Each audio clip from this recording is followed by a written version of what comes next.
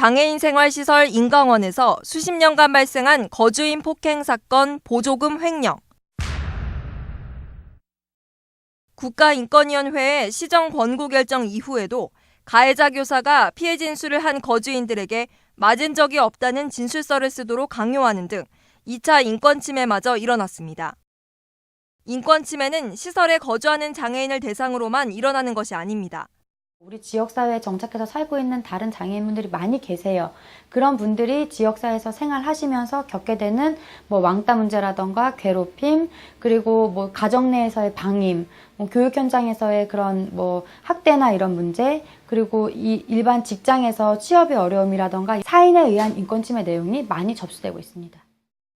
지난 2월 문을 연 서울시 장애인인권센터에 일주일 평균 걸려오는 상담 전화는 약 280통.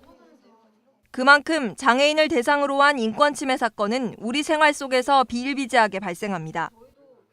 장애인 인권센터에서는 인권침해와 차별행위에 대한 상담부터 조사, 법률 지원까지 이뤄집니다. 이후 다시는 인권침해가 발생하지 않도록 장애인 시설이나 프로그램과 연계해 원스톱 지원도 제공합니다. 장애인 인권침해 상담을 원하는 시민은 국번 없이 1644-0420으로 전화하거나 서울시 장애인인권센터 웹사이트에서 상담을 신청하면 됩니다. 대처하지 않으면 그 씨앗이 점점 커져서 나중에는 걷잡을 수 없는 침해까지 이어지게 돼요. 그러지 말고 그 전에 전화기를 드시고 저희에게 전화를 주세요. 전화를 주시면 저희가 내용을 듣고 법적으로 도와드릴 수 있는 내용을 충분히 도와드리도록 할 테니까요. 주저하지 마시고요. 서울시에서는 성폭력 피해를 당한 장애인 여성들을 위한 상담소 4곳도 운영하고 있습니다. 상담소에서는 처음 사건이 접수되면 상담을 통해 성폭력 피해 사실을 먼저 확인합니다.